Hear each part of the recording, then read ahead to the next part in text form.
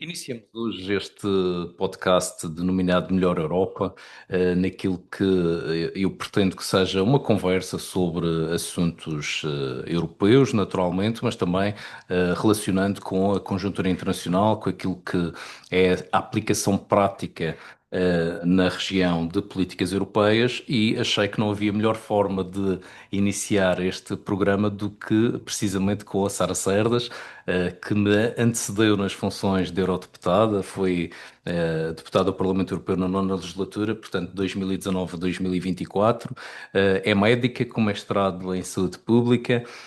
Integrou a Comissão do Ambiente, Saúde Pública e Segurança Alimentar e também a Comissão dos Transportes e Turismo, da qual eu faço parte atualmente, e no presente continua ativa politicamente, mas é responsável por áreas da indústria da saúde no setor privado. E gostava de começar, Sara, esta conversa contigo com uma pergunta relativamente ao início do teu mandato. Tu chegaste muito nova à política, sem militância, sem experiência partidária.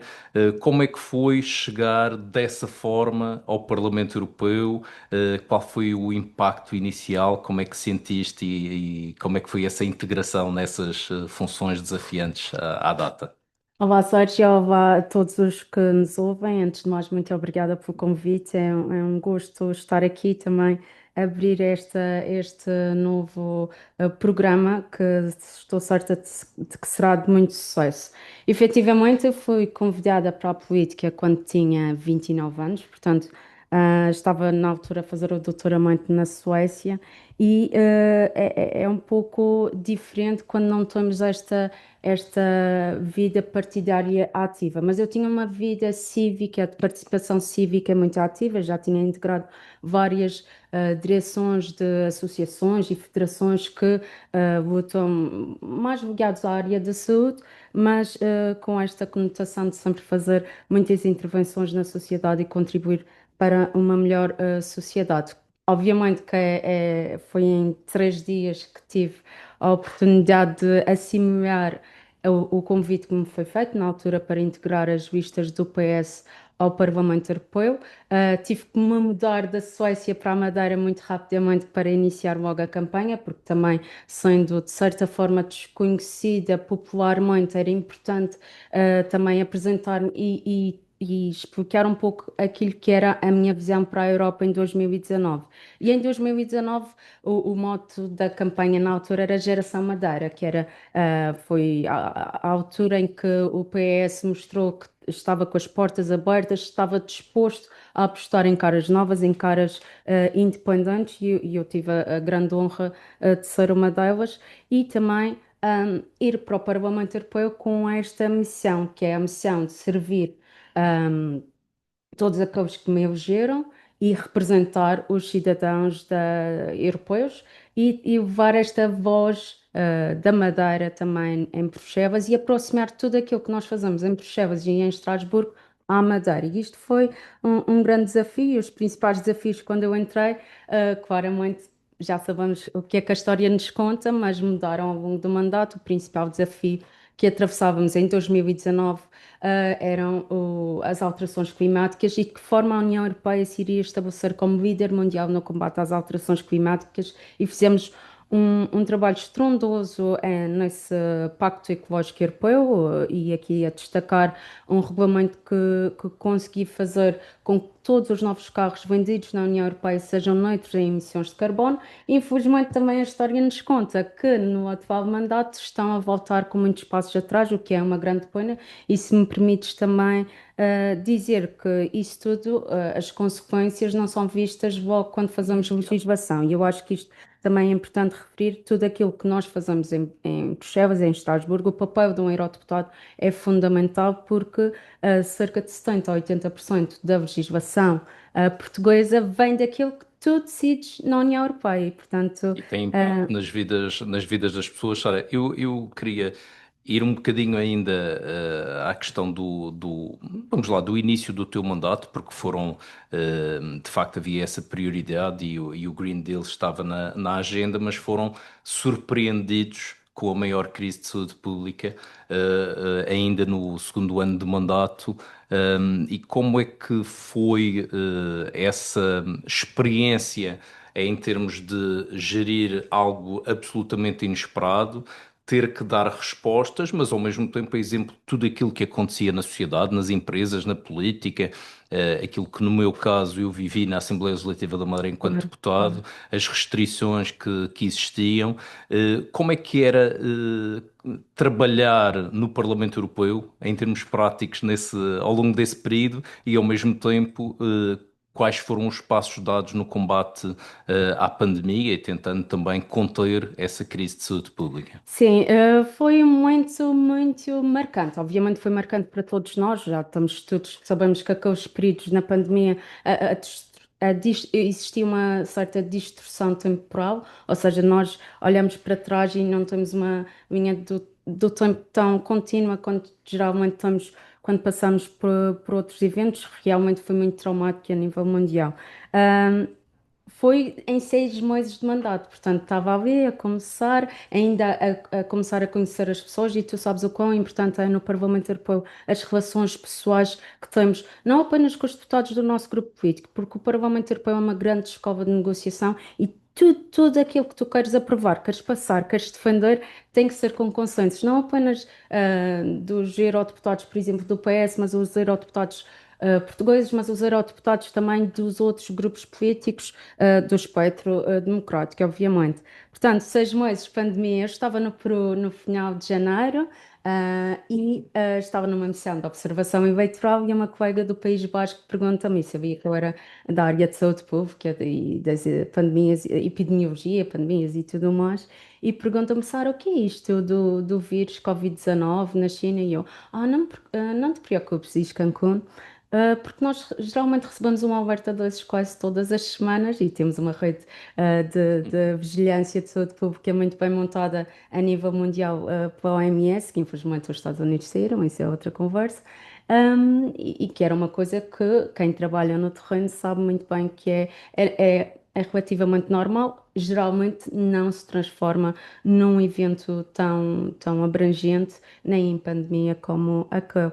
Um, Passaram 1 ano e meio quando eu voltei a encontrar ex-Cancún e fui logo pedir-lhe desculpa pela minha previsão completamente ao lado. Como é que foi a experiência na pandemia? Portanto, o Parlamento Europeu foi quase das únicas casas democráticas que não fechou as portas. Eu nunca tive um dia sem trabalhar e, efetivamente, tudo era realizado fisicamente, as reuniões e tudo mais, e quando veio a pandemia, passou tudo para o online e trouxe uma carga de trabalhos acrescidos, porque agora, tu sabes muito bem, para passares de uma sala no Parlamento Europeu para outra, geralmente podes chegar aos 10 a 15 minutos, tão grande que aquilo é, ou seja, os nossos relógios até nos dizem que geralmente fazemos 6 a 8 quilómetros a pé no Parlamento Europeu, portanto, apesar de tudo, um bom exercício.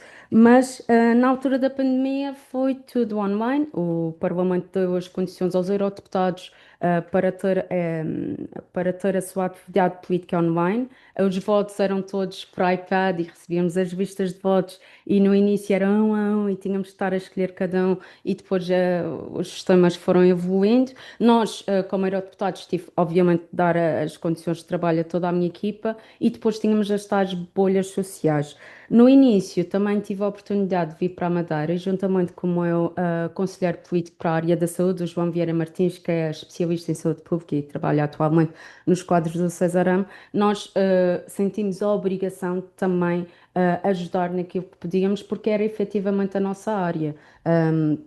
E colaboramos com o Dr. Maurício Melim, aqui na Unidade de Saúde Pública e em dar todo o apoio. Portanto, eu tinha um horário de trabalho, que se calhar era das 8 às 6 da tarde e depois, quando acabávamos, íamos para o Bom Jesus tentar trabalhar aqui Colaborar e ajudar a colaborar na atender. resposta à pandemia, na altura um pouco, nos bastidores, que era para não existir aqui quesilhas partidárias, mas depois foi algo que foi até saudado pelo atual, na altura, o deputado da República, Sérgio Marques, numa audiência à Assembleia da República.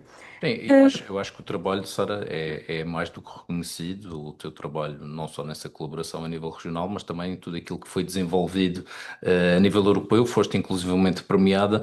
Mas eu queria também fazer-te outra pergunta, porque o teu mandato foi marcado não apenas por uma pandemia, mas e provavelmente o acontecimento absolutamente inesperado, e que surpreendeu o mundo, não foi apenas a Europa, surpreendeu o mundo, afetou a todos, sem exceção, mas quando se pensava que provavelmente o pior teria passado, acontece outro fenómeno absolutamente, se calhar já não tão inesperado, mas algo improvável, pelo menos na forma como nós víamos o mundo na altura, e que era a aparente impossibilidade de termos uma nova guerra de grande escala na Europa, algo que veio a acontecer também durante o mandato e que depois levou a toda uma outra série de problemas relacionados com a inflação, com o aumento de variadíssimos custos, sobretudo energéticos, alterou a relação da União Europeia com a Rússia, que ainda se tem Exato, vindo sim. a alterar e é um processo que ainda evolui. Como é que foi no Parlamento Europeu sair de uma pandemia ou estar ainda a sair de uma pandemia com alguma incerteza e ser confrontado novamente com uma guerra em pleno solo europeu e às portas da União Europeia? Foi, o mandato de 2019 a 2024 foi tudo menos calmo, o que até é bom, mas efetivamente estávamos perante a emergência climática e depois a pior pandemia dos últimos 100 anos e depois uma guerra mesmo às portas da União Europeia. Voltando um pouco à pandemia, eu gostava apenas de partilhar Claro uma que sim. história de como é que nós trabalhávamos na pandemia e como o Parlamento Europeu não fechou. Então, para nós falarmos e intervirmos no plenário, tínhamos que ir ao gabinete do Parlamento Europeu em Lisboa. E eu ia com o assessor que me dava apoio na altura infelizmente tínhamos o resto do dia tínhamos que trabalhar no hotel e demos cabo da internet do hotel, que o hotel depois lá teve que reformar algumas coisas porque nós precisávamos mesmo daquela velocidade. Portanto, estas histórias obviamente que ficam, e também limitou muito as relações que tínhamos com os outros colegas. E eu sinto que isso depois, quando voltamos ao físico, que foi em janeiro em janeiro do ano em que a Rússia invadiu a Ucrânia, se não estou em erro, 24 de fevereiro. Portanto, estávamos a entrar fisicamente, a iniciar outra vez o retomar das relações. Como disse, tínhamos estado que fomos eleitos, iniciamos funções em julho, agosto fechou, portanto, setembro, outubro, dezembro, janeiro, no Parlamento, tínhamos 4, 5 meses de estarmos uns com os outros e depois isso também afeta muito também as próprias negociações. Veio a guerra, estávamos a falar do pacote de recuperação e resiliência, que foi muito famoso, a tal bazuca europeia, e de repente temos que virar as atenções para o contexto económico que isso afetaria e depois todas as consequências, não apenas as bélicas, mas também sabendo que a Ucrânia era uma das maiores exportadoras de cereais, e isso provou que a União Europeia não pode estar tão dependente das flutuações geopolíticas. E eu penso que isso é algo que estão a trabalhar agora. Um, Relativamente ao que fizemos no Parlamento Europeu, pandemia, Ucrânia, pôs a saúde em foco, não pelas melhores razões, mas também demonstrou que somos tanto mais fortes como o nosso elo mais fraco. Eu acho que isto é uma boa história e espero que não se perda durante este mandato, em que tens uma missão acrescida, porque tens uma extrema-direita muito mais forte. E a extrema-direita, no meu mandato, estava lá apenas para usar o púlpito para berros e berrar e destruir, porque eles não querem uma União Europeia, mas nós, nessas três crises que vivemos esse mandato, a crise climática, a emergência climática, a guerra, a pandemia, percebemos muito bem que o slogan de Unidos na Diversidade não foi apenas um slogan e foi algo muito bem E marcado por nunca aqueles. fez tanto sentido, não é? Exato, e muito bem marcado pelos fundadores da União Europeia.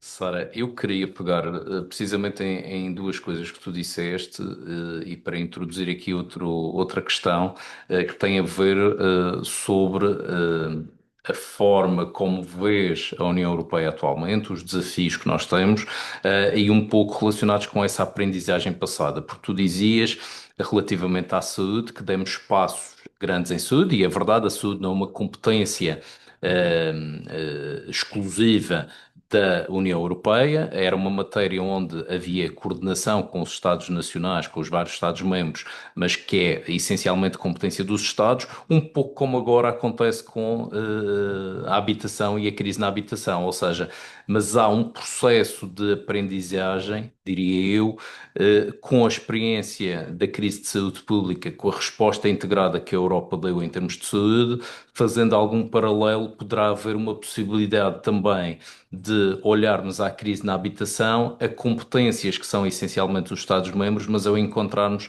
soluções a nível europeu, como é o caso do Plano Europeu de Habitação Acessível que foi apresentado. Em relação a outra questão, e permite-me que introduza os dois temas, depois podes desenvolver um pouco. Há dependência que a União Europeia tem também do exterior e a guerra veio demonstrar isso. Foi em termos de matérias-primas, de recursos do setor primário. Também houve muita a questão da disrupção que aconteceu em termos de chips, em termos de componentes eletrónicas, a dependência que nós tínhamos também da China a esse nível.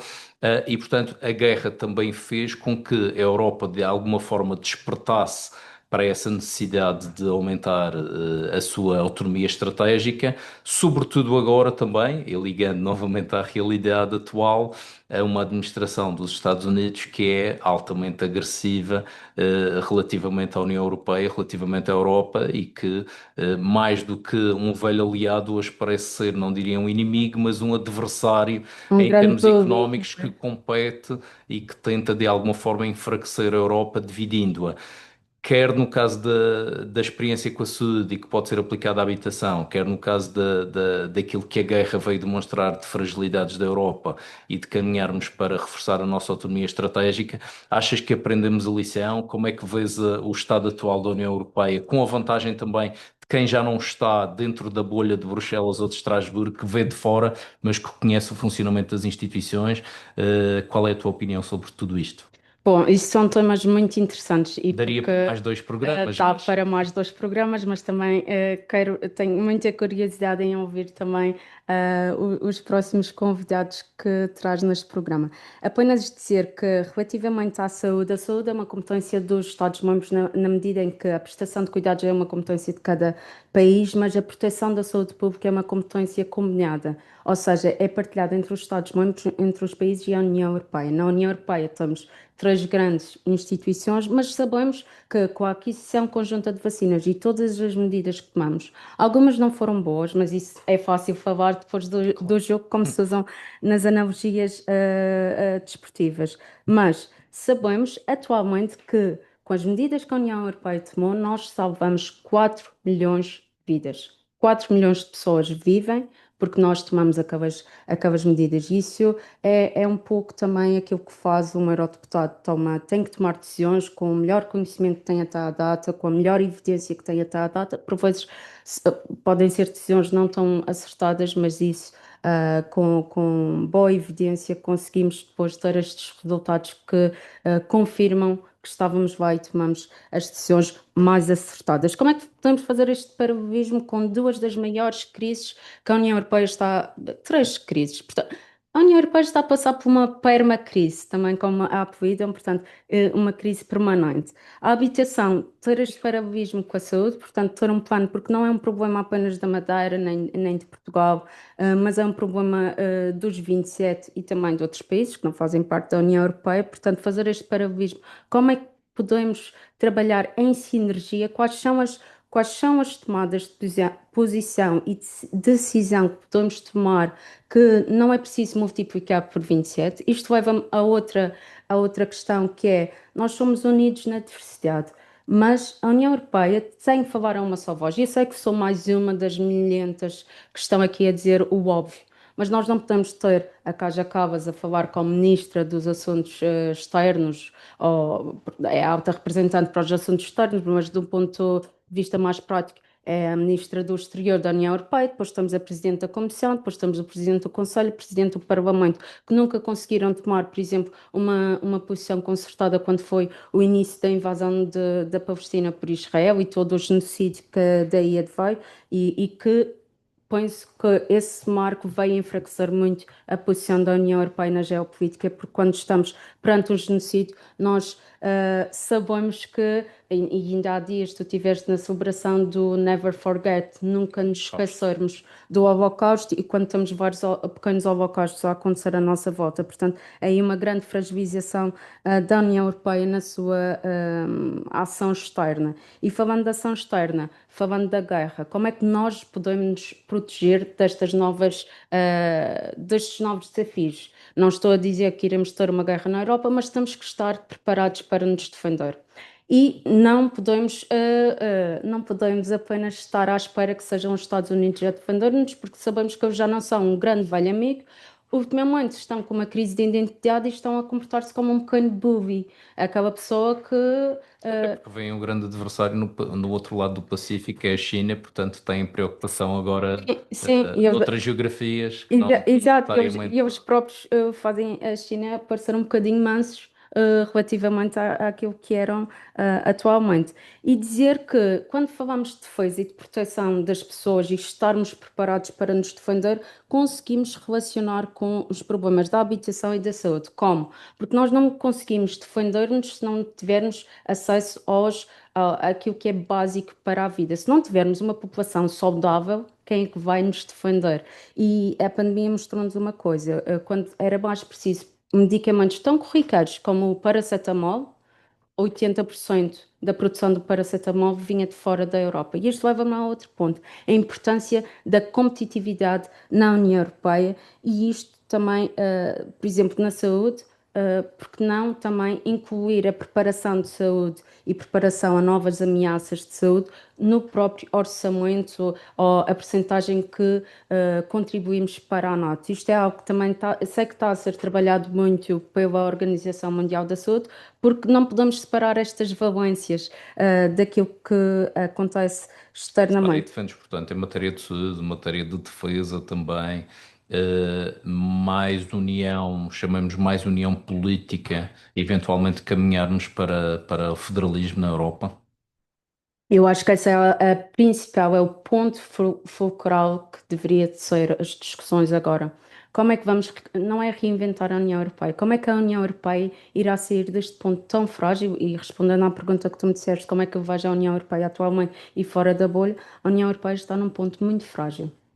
E nós trazemos mais inovação para cá, ou continuamos a ter o brain drain para outros blocos que tornam as coisas mais competitivas, e também é preciso, se calhar, pensar, não numa perspectiva de perdermos a nossa soberania nacional, nada disso, mas já existem setores em que funcionamos como uma federação, e dou aqui o exemplo da agricultura e pescas, em que 100% das políticas são a nível da União Europeia. E penso que temos que caminhar Esse podia nesse. ser um caminho também para o reforço da nossa autonomia estratégica, do nosso posicionamento enquanto bloco relevante Claro que sim, a porque nível geopolítico. depois é 27 e são 27 em várias frentes e porque não a soma dos 27 que sabemos que na União Europeia a soma de um mais um não é dois. A soma de 27 Tem é efeitos, muito mais tem do que os efeitos vinte e necessários sete e e poupa-nos também recursos para depois trabalharmos outras temáticas que são tão importantes a nós como a habitação, ou a falta dela, ou como é que podemos tornar o acesso à habitação mais fácil.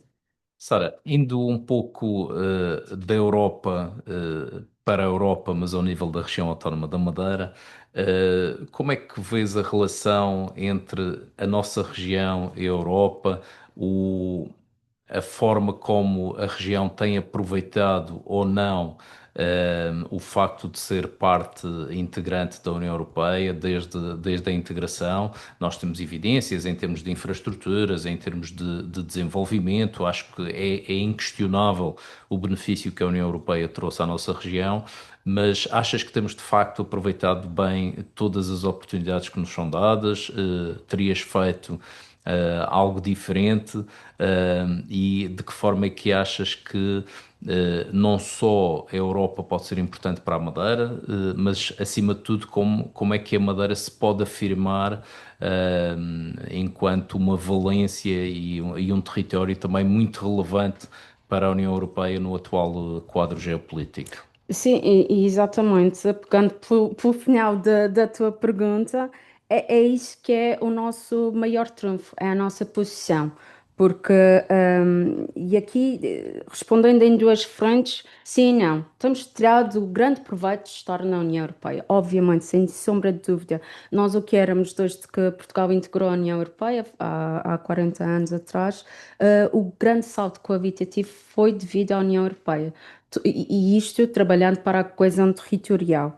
Mas agora, olhando de que forma se a Madeira conseguia aproveitar, sabemos que o governo não tem feito os melhores esforços para isso ser uma realidade. E posso dar vários exemplos e que aconteceram no meu mandato. Os Açores, por exemplo, são muito ativos e eram muito ativos no meu mandato. Infelizmente não tinham eurodeputados, porque o único eurodeputado dos Açores eleito, infelizmente, faleceu, André Bradford, do PS.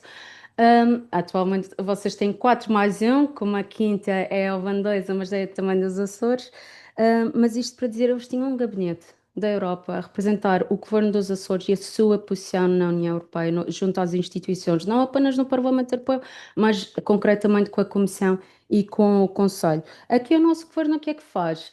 Ainda antes do meu mandato, com pompa e circunstância, inaugura algo que nunca chegou a efetivar-se. Depois tem vários estudos na União Europeia sobre ter uma representação lá. Agora vai mais uma nova notícia que a representação iria mesmo abrir e Ter acho um que até gabinete. alugar um gabinete, mas estamos em 2026, 40 anos depois, sendo que o PSD governa a nossa região há quase 52 anos. Isto leva-me apenas para dar um exemplo de como eu acho que o governo não tem sido ativo o suficiente para também trabalhar para a União Europeia. E não nos podemos esquecer, nós somos madeirenses, somos portugueses, mas também somos europeus de plano direito e não somos europeus de segunda.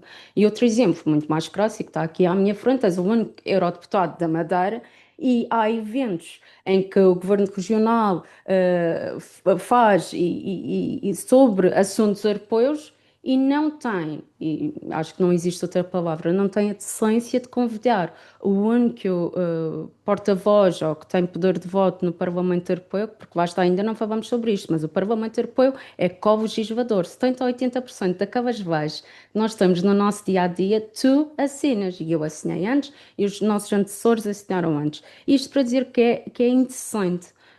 Isto que se passa porque é aquela quesilha, guerrilha partidária e não conseguem pôr os interesses dos madeirenses acima disso. E aqui saudar-te por sempre, apesar de ser xingado em várias frentes, de sempre continuares a ter uma postura de abertura para falares com todos aqueles que queiram contribuir e ajudar também a projetar ainda mais aquilo que a Madeira pode ser ou pode dar e é para a União Europeia. Relativamente a Europa ser importante para a Madeira. Já falamos a Madeira ser importante para a Europa. Lá está, nós somos uma região pequena, mas somos uma região ultraperiférica. E as ultraperiferias têm que ser defendidas aqui. Desde já, deixa-me então parabenizar o trabalho que tens feito de defesa intransigente, por exemplo, do POSEI, que sabemos que poderá estar em risco no próximo quadro financeiro plurianual. E isto traduzindo por miúdos, o orçamento da União Europeia não se faz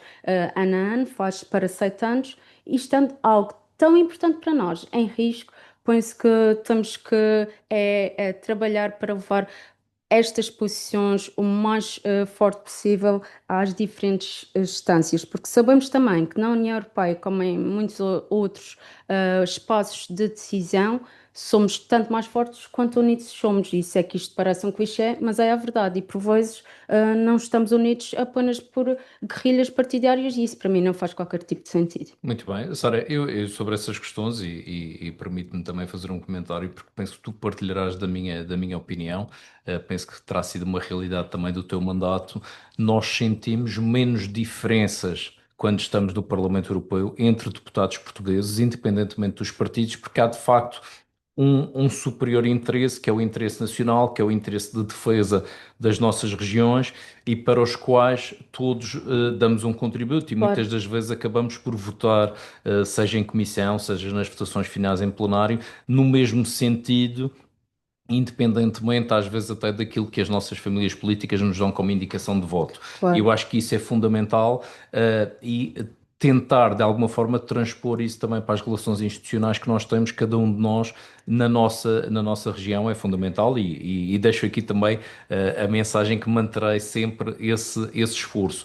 Mas aproveito também este tema para introduzir aqui outra questão que tem a ver também com a forma como as pessoas, e tu já aqui referiste várias vezes a importância que toda a legislação que é produzida na União Europeia tem e o impacto que tem nas nossas vidas, 70 a 80% da legislação provém de diretivas europeias. Tu achas, pela experiência que tiveste enquanto eurodeputada, que tens enquanto madeirense, da tua vivência diária, que as pessoas conhecem, por um lado, o que é o trabalho efetivo de um eurodeputado, e têm noção, do impacto que isso tem nas suas vidas, ou achas que ainda há muito desconhecimento, ainda há alguma desinformação relativamente àquilo que é o papel de quem é eleito deputado ao Parlamento Europeu? Infelizmente, eu gostava de ter outra resposta, mas infelizmente ainda existe muito desconhecimento e muita desinformação. Lá está. Eu acho inacreditável que, por exemplo, o partido no governo na região não tenha um posto, um candidato da Madeira em lugar elegível, sendo que o PSD elegeu 6 eurodeputados. Acho Sete. isso Sete. 7. Portanto, 6 do PSD, um do CDS, uma do CDS. Isto para dizer que o papel do eurodeputado, já aqui dissemos, é 70 a 80% das vagas, depois são transpostas para o nacional. Sabemos que as pessoas relacionam-se muito mais com o poder quanto mais próximos estão deles, mas aqui o que é importante é trazer Bruxelas, aquilo é trabalhado em Bruxelas à Madeira. Eu fui no meu mandato, tive a oportunidade de ir a todos os conselhos, falar de assuntos europeus e depois de falar com as pessoas, por exemplo, bananicultores, pescadores, engenheiros de ambiente, mas também de outras valências, e levar aquilo que são as suas preocupações de volta a Bruxelas, porque ao fim e ao cabo o papel do eurodeputado, lá está, é de servir a população que o elegeu e estás a representar, apesar de seres eleito um eurodeputado português, também representas os 455 milhões de cidadãos europeus. E trabalhando a isto, também é importante levar a Madeira a Bruxelas, as pessoas madeirenses a Bruxelas.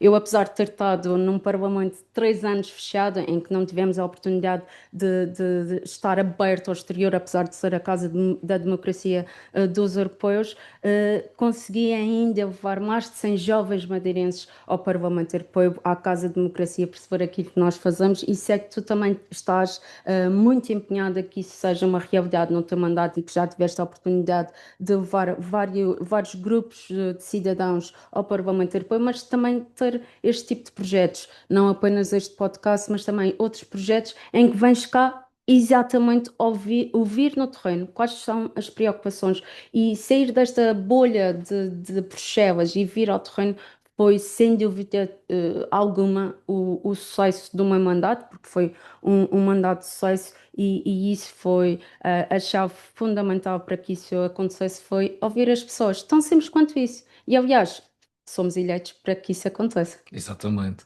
Sara, falamos do teu mandato, da experiência com uma pandemia, com uma guerra, da posição da Madeira e daquilo que deve ser, ou que deve representar a Madeira na Europa também, do impacto que a integração e a adesão à União Europeia teve na nossa região, a forma como as pessoas nos veem, ou dito de outra forma, ainda desconhecem aquele que é o trabalho no Parlamento Europeu. Eu vou fazer-te uma última questão, que é uma questão com que vou terminar todos estes programas com todos os convidados, e pedir-te que respondas em cerca de 1 minuto o que é para ti uma melhor Europa. Estás aqui a provocar-me porque sabemos que as intervenções no Parlamento Europeu geralmente são de 1 minuto. Portanto, vou ver se ainda estou um bocadinho treinada para que isso aconteça e espero que aqui não me cortem o microfone como acontece em Bruxelas. Mas uma melhor Com Europa, alguma tolerância. com alguma tolerância, exato, bem o Martelinho. Mas uma melhor Europa para mim é uma Europa em que não importa o teu código postal. E não é devido ao teu código postal que irás ter menos oportunidades de acesso à habitação, à saúde, a boa qualidade da água das torneiras ou do ar que respiras, nada disso irá influenciar. Portanto, uma Europa mais coesa. E isso é, para mim é o espírito europeu. E a segunda parte, não posso deixar de dizer, aquilo que é a União Europeia, que é unida na diversidade. Eu sou filha de imigrantes, sendo metade portuguesa, metade de Costa Rica, nunca me senti tão em casa como na União Europeia e aqui na Madeira, e sabendo que isso agora é um dos grandes, é usado como arma, de forma muito vil, mas como arma de arremesso para a divisão das pessoas, penso que é, para mim, isso é a Europa, é saber aprender com os nossos erros. Porque é que a União Europeia foi construída para nós não entrarmos em guerra uns com os outros. Infelizmente, isso agora está a acontecer mesmo no nosso país, e creio que para mim, melhor Europa é tudo aquilo que nos une na nossa diversidade. Muito obrigado, Sara. Foi uma Obrigada, Sérgio. conversa muito interessante. Teremos naturalmente outros programas com outros convidados. Agradeço a todos aqueles que acompanham este programa e ficamos a aguardar por próximas conversas tão interessantes e como esta num futuro próximo. Muito obrigado. Muito obrigada.